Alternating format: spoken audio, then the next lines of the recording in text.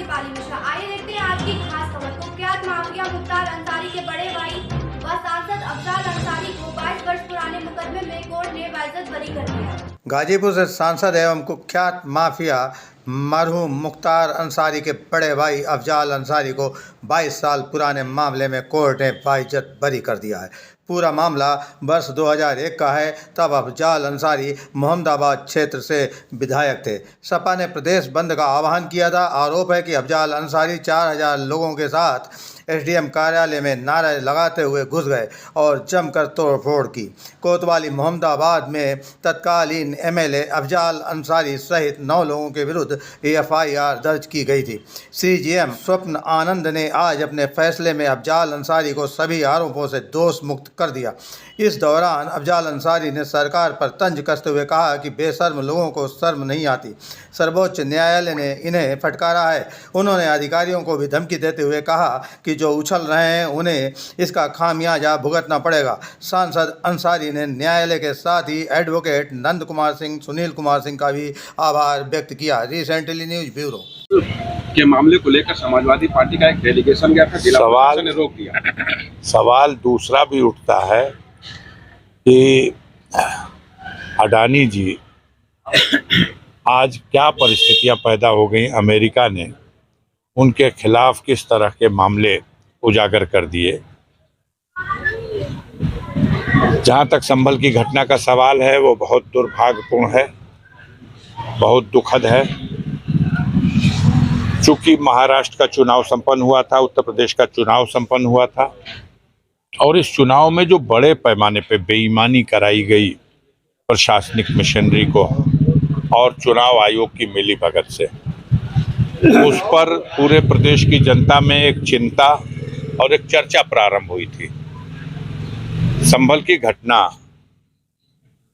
मुझे ऐसा लगता है, बहुत से लोग ये बात हमसे कह रहे हैं कि उन चर्चाओं से दिमाग हटाने के लिए पहले इस तरह की परिस्थितियां पैदा की गई कि लोग उत्तेजित हों, और जब लोग उत्तेजित हो गए तो उनके साथ ऐसे ढंग से कार्रवाई की गई जैसे वो देश की सीमा पर कहीं विदेशी घुसपैठियों को रोकने के लिए गोलीबारी की जाती है, उस तरह से। तो ये देखने में आ रहा है, पिछले दिनों तो चुनाव में जब मतदाताओं को भी, महिला मतदाताओं को रोकने के लिए पिस्तौल निकाल के दौड़ाया जा रहा था। तो ये सरकार चलाने वाले लोग देश में लोकतंत्र का गला घोटना चाहते हैं और इसलिए इस तरह की घटनाओं को अंजाम दिया गया। हम चाहेंगे, हमारी विनती है, हमारा निवेदन है वहाँ के लोगों से कि जिनके घर के लाल इस घटना में मार दिए गए,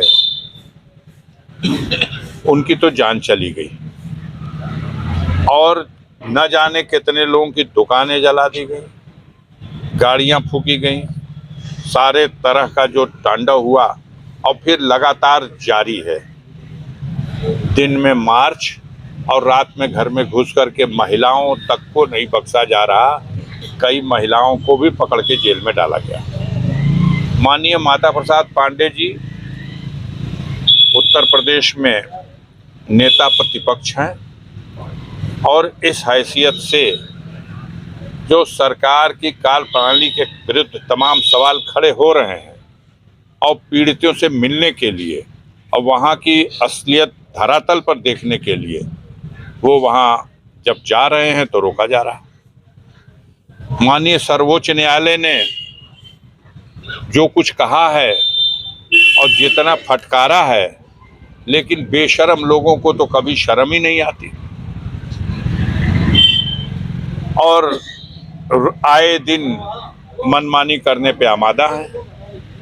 अब तो ये लोग प्रशासनिक मशीनरी का दुरुपयोग करके न्यायिक सेवा में बैठे हुए पदाधिकारियों को भी धमकाने, डराने और अपने दबाव में लेने और अपना मनचाहा कार्य कराने के लिए विवश कर रहे हैं। ये देश के लोकतंत्र के लिए बहुत बड़े खतरे का संकेत है। समाजवादी डेलीगेशन को रोक दिया गया। ठीक है, डेलीगेशन रोक दिया गया, फिर डेलीगेशन जाएगा, फिर डेलीगेशन जाएगा, कहाँ रोक सकेंगे। और अभी जो अधिकारी गोलियां चलाने के बाद भी वहीं जमे हुए हैं और चुरुक रहे हैं, इन सबको खामियाजा भुगतना पड़ेगा। ये अंतिम सरकार नहीं है, इसके बाद भी सरकार आएगी। इनसे पहले भी जो शख्स वहां तख्ते नशीं था, उसको भी खुद के खुदा होने का इतना ही गुमा था। वो भी यही समझ रहा था कि अब हमारे बाद कुछ नहीं। लेकिन ये बैठे हुए कोई अस्थाई परमानेंट नहीं है, समझ रहे हैं। वक्त आएगा, बदले जाएंगे। अभी जो लोग हैं कल बदले जाएंगे। और अभी जो उनके चढ़ावे पे गुनाह हो रही है, अत्याचार हो रहा है, जातियां हो रही हैं, इस सबका हिसाब किताब होगा।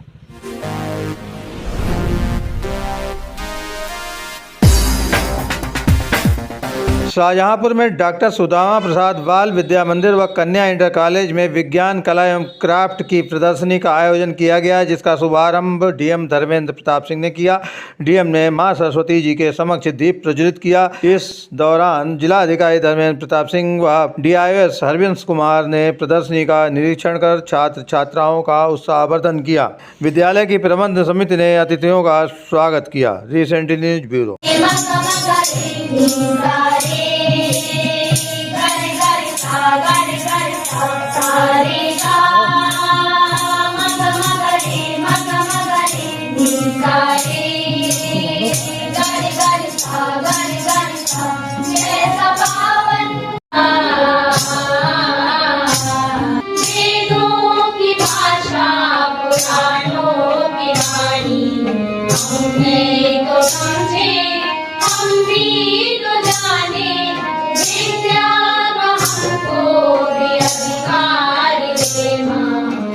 अधिकार दे मां,